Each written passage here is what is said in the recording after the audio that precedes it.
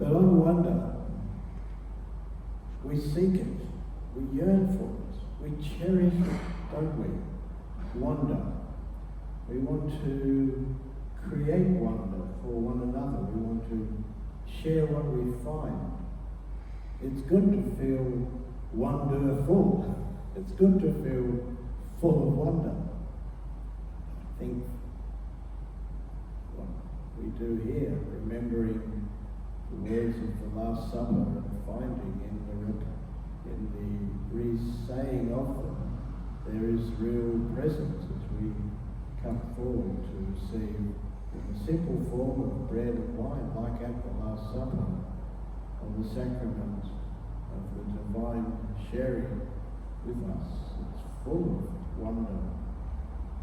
The Greek word wonder, thorma, evokes that which causes us to gasp, to tremble with awe, to feel delightful. And the thing is, don't you think, if you wonder, and I got some shells from the beach where I went for a swim this morning to place out there. If you wonder, you engage. It just follows, doesn't it? If you feel wonder, you want to engage with others. You want to better understand. It excites your exploration of understanding. And the more we understand, the more we care. And the more we love. The more we understand, the more loving we feel. Loving the gift of life. Loving God the giver. Loving one another. All of us wonderfully made. So, in a world which by bad choices, not choices from the highest wisdom, has much happening that is not wonderful, bringing more wonder into our lives, being more wonderful ourselves, is a sacred and a crucial task.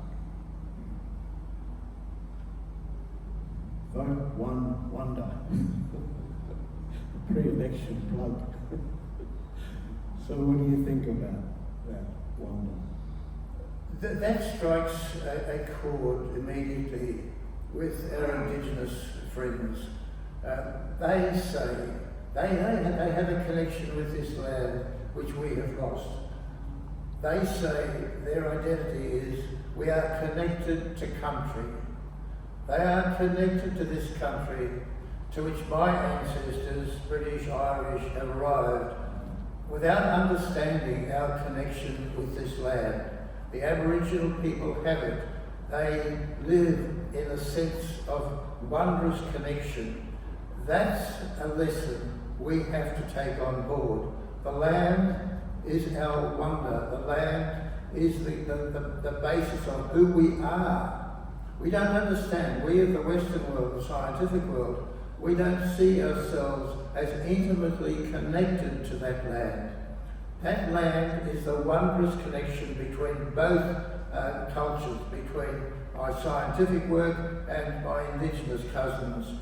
We share this common ground. It's a land filled with wonder, a land once connected to Antarctica, a land which has drifted from Antarctica over the last 60 million years and is currently moving towards Asia at the rate of 6 to 7 centimetres per year. This continent is still moving towards the equator. So the wonder of that land is something that challenges all of us. The Aboriginal people had it. They say, we are connected to country.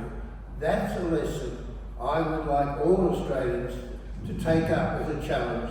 How are we connected to this land, to the wonder of these shells in front of me here today? The wonder, each one of those shells was once alive, a living creature.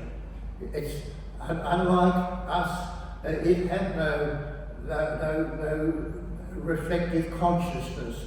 That wonder is that itself, the origin of humanity, 300,000 years ago, for the first time over billions of years, that the cosmos was aware of itself. It came through us.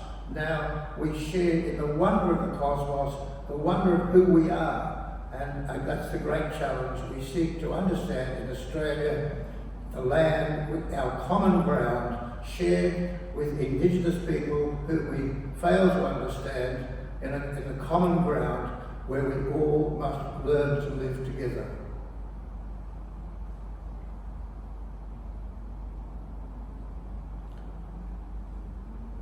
So those of us here today, this man well into his 90s, turns up, puts his hands behind his back, speaks with profound passion and insight, wanting to help us all to make better the way in which we live and the way in which we share. Why don't we, in our appreciation in customary terms, give dear Dr. Jim a big clap?